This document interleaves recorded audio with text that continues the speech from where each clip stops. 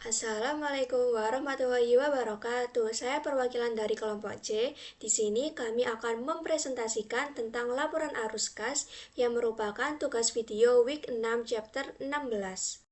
Kelompok kami beranggotakan 5 orang. Yang pertama, saya Dwi Safira Maulidia dengan NPM akhir 226.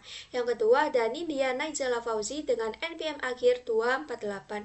Yang ketiga, ada Hafid Kurniawan dengan NPM akhir 225. Yang keempat, ada Nadila Sayyida Maulia dengan NPM akhir 252. Dan yang kelima, ada Evelyn K. Shalom Emanuela dengan NPM akhir 231. Pengertian laporan arus kas adalah laporan keuangan yang merinci pergerakan kas dan setara kas, seperti investasi jangka pendek yang sangat likuid, yang masuk ke perusahaan atau disebut dengan kas masuk, dan keluar dari perusahaan atau disebut dengan kas keluar dalam satu periode akuntansi. Fungsi laporan arus kas menyediakan informasi yang berguna tentang kemampuan perusahaan untuk melakukan hal-hal berikut. Yang pertama, menghasilkan kas dari operasi. Yang kedua, memelihara dan memperluas kapasitas operasionalnya. Yang ketiga, memenuhi kewajiban keuangannya. Dan yang terakhir, membayar dividen. Tujuan, laporan arus kas digunakan oleh manajer dalam mengevaluasi kinerja masa lalu dan dalam perencanaan investasi dan pendanaan di masa depan. Laporan ini juga digunakan oleh pengguna eksternal seperti investor dan kreditor untuk menilai potensi laba perusahaan dan kemampuan untuk membayar utang dan dividennya. Laporan arus kas melaporkan 3 jenis aktivitas arus kas. Yang pertama, arus kas dari aktivitas operasi adalah arus kas dari transaksi yang memengaruhi laba bersih perusahaan. Contohnya pembelian dan penjualan barang dagangan oleh pengecer. Yang kedua, arus kas dari aktivitas investasi adalah arus kas yang diterima atau digunakan untuk transaksi yang memengaruhi aset neraca perusahaan. Contohnya pembelian dan penjualan aset tetap seperti peralatan dan bangunan. Yang ketiga, arus kas dari aktivitas pendanaan adalah arus kas yang diterima atau digunakan untuk transaksi yang memengaruhi utang dan ekuitas perusahaan. Contohnya penerbitan atau penarikan kembali saham dan sekuritas utang. Jadi saya akan menjelaskan tentang metode langsung dalam laporan arus kas. Metode ini melaporkan secara langsung dari mana saja kas masuk berasal, misalnya dari pelanggan, dan untuk apa saja kas ini keluar digunakan, misalnya untuk membayar pemasok dan karyawan selama satu periode. Tujuan dari metode langsung ini adalah memberikan gambaran yang lebih jelas dan transparan tentang sumber utama dan penggunaan kas dari kegiatan operasional perusahaan. Selanjutnya ada komponen utama dari laporan arus kas metode langsung ini. Yang pertama ada aktivitas operasional. Tahap pertama dalam menyusun laporan metode langsung yaitu aktivitas operasional. Tahapan ini mencakup pencatatan semua transaksi kas yang berkaitan dengan kegiatan inti perusahaan, seperti penerimaan dari pelanggan, pembayaran kepada pemasok, pembayaran gaji karyawan, pembayaran bunga, pajak, dan lainnya. Selanjutnya ada aktivitas investasi. Jadi setelah menyelesaikan tahap aktivitas operasi, langkah berikutnya adalah menyusun laporan arus kas untuk aktivitas investasi. Aktivitas investasi ini fokus pada transaksi kas yang terkait dengan pembelian dan penjualan aset yang bersifat permanen atau aset tetap, seperti tanah, gedung, peralatan kantor, dan fasilitas kantor atau pabrik. Selanjutnya, ada aktivitas pendanaan. Ini adalah tahap akhir dalam menyusun laporan arus kas dengan metode langsung. Pada tahap ini dicatat semua transaksi kas yang berkaitan dengan sumber pendanaan perusahaan, termasuk investasi oleh pemilik, pinjaman yang diterima, serta penarikan atau pembayaran dividen kepada pemilik. Baik, jadi di sini saya akan menjelaskan tentang metode tidak langsung. Ya, seperti yang kita tahu, arus kas memiliki dua metode. Yang pertama adalah metode tidak langsung dan juga metode langsung. Nah, di sini saya akan menjelaskan tentang metode tidak langsung. Apa sih metode tidak langsung itu? Metode tidak langsung adalah penyusunan laporan arus kas yang berasal dari perbandingan neraca tahun sebelumnya dengan neraca tahun ini. Nilai yang ada di laporan arus kas metode tidak langsung ini berasal dari kenaikan atau increase dan juga penurunan atau decrease dari neraca tahun lalu dengan neraca tahun ini.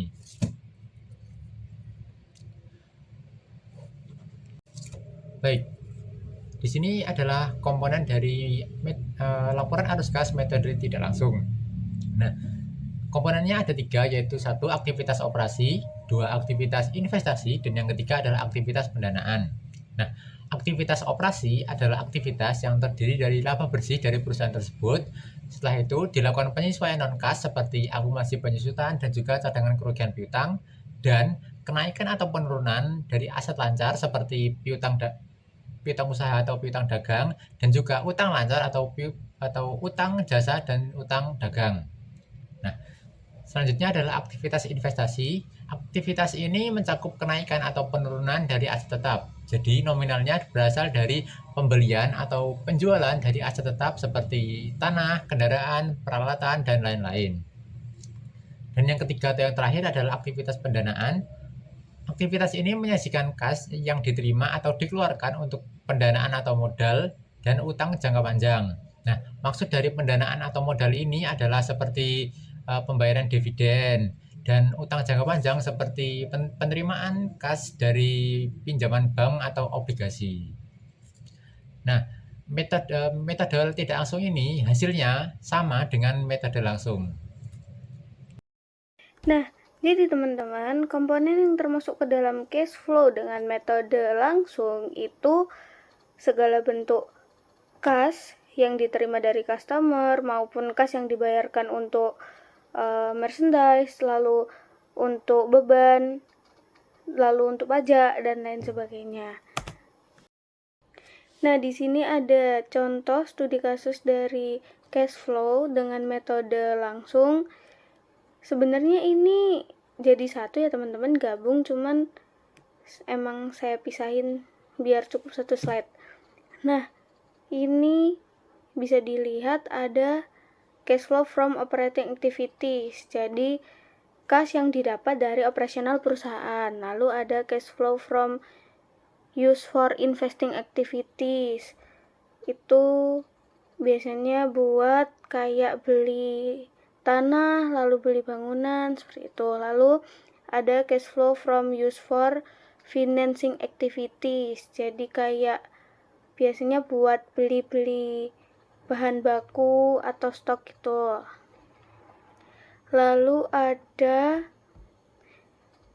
cash flow yang kedua itu ada cash flow from operating activity, jadi itu kayak dari secara garis besarnya tuh ada net income, terus ada depreciation, yaitu kayak arus kas pada umumnya gitu teman-teman, kayak dari income statement.